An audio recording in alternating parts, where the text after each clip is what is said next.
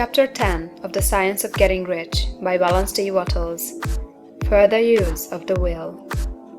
You cannot retain a true and clear vision of wealth if you are constantly turning your attention to opposing pictures, whether they be external or imaginary. Do not tell of your past troubles of a financial nature. If you have had them, do not think of them at all. Do not tell of the poverty of your parents or the hardships of your early life. To do any of these things is to mentally class yourself with the poor for the time being, and it will certainly check the movement of things in your direction. Let the dead bury their dead, as Jesus said.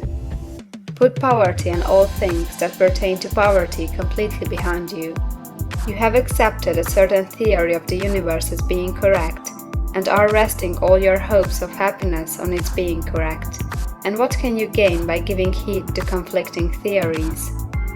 Do not read religious books which tell you that the world is soon coming to an end.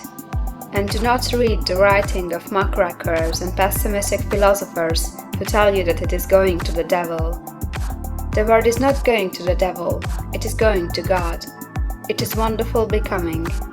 True, there may be a good many things in existing conditions which are disagreeable, but what is the use of studying them when they are certainly passing away, and when the study of them only tends to check their passing and keep them with us?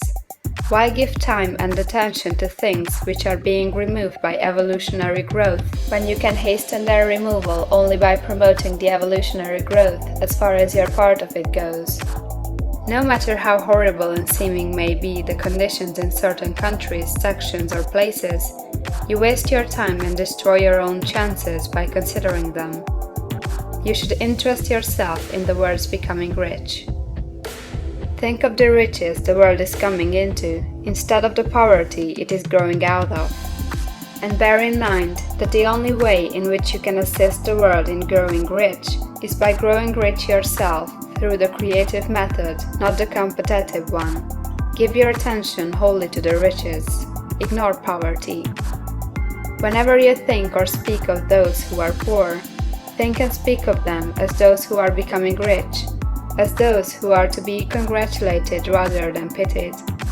Then they and others will catch the inspiration and begin to search for the way out. Because I say that you are to give your whole time and mind and thought to riches, it does not follow that you are to be sordid or mean. To become really rich is the noblest aim you can have in life, for it includes everything else. On the competitive plane, the struggle to get rich is a godless scramble for power over other men, but when we come into the creative mind, all this is changed. All that is possible in the way of greatness and soul unfoldment, of service and lofty endeavor, comes by way of getting rich. All is made possible by the use of things. If you lack for physical health, you will find that the attainment of it is conditional on your getting rich. Only those who are emancipated from financial worry and who have the means to live a carefree existence and follow hygienic practices can have and retain health.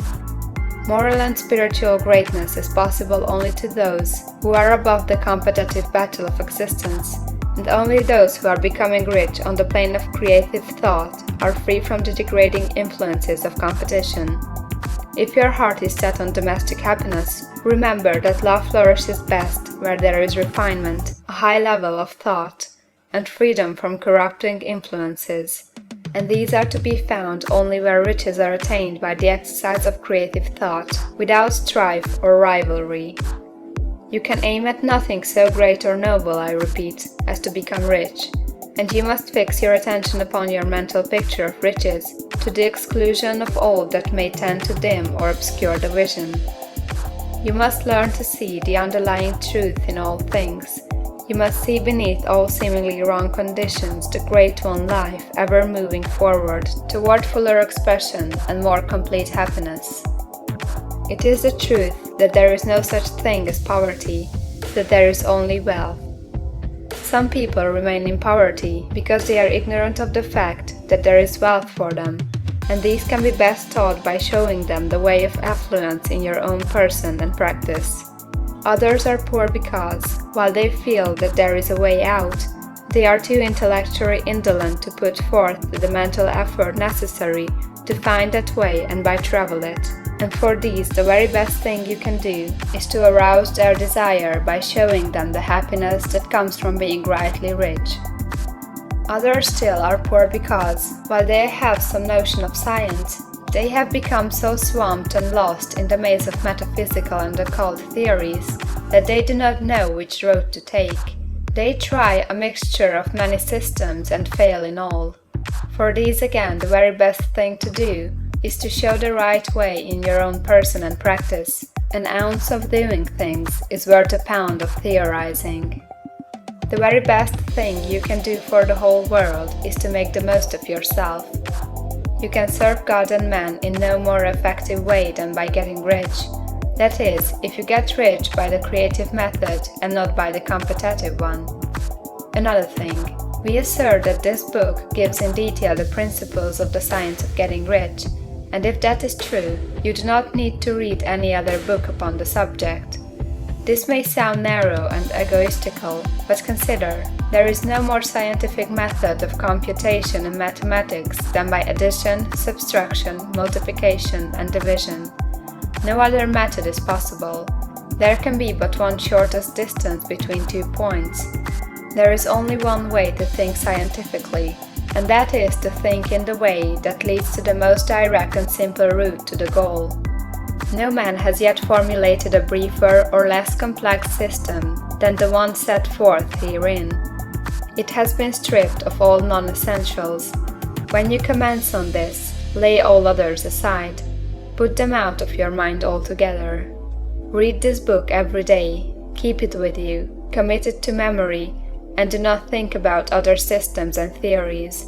If you do, you will begin to have doubts, and to be uncertain and wavering in your thought, and then you will begin to make failures. After you have made good and become rich, you may study other systems as much as you please, but until you are quite sure that you have gained what you want, do not read anything on this line but this book, unless it be the authors mentioned in the preface. And read only the most optimistic comments on the world's news, those in harmony with your picture. Also, postpone your investigations into the occult. Do not dabble in theosophy, spiritualism, or kindred studies. It is very likely that the dead still live and are near, but if they are, let them alone. Mind your own business.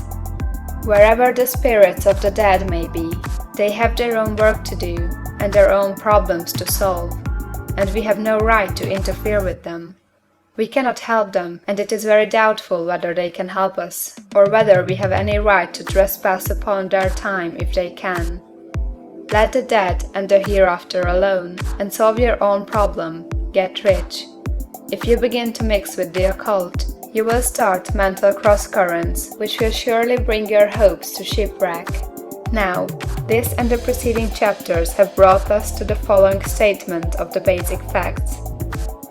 There is a thinking stuff from which all things are made, and which, in its original state, permeates, penetrates, and fills the interspaces of the universe.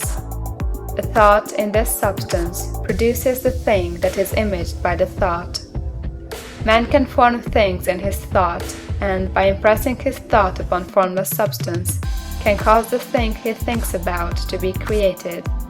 In order to do this, man must pass from the competitive to the creative mind. He must form a clear mental picture of the things he wants, and hold this picture in his thoughts with the fixed purpose to get what he wants, and the unwavering faith that he does get what he wants, closing his mind against all that may tend to shake his purpose, dim his vision, or quench his faith. And in addition to all this, we shall now see that he must live and act in a certain way. End of chapter 10.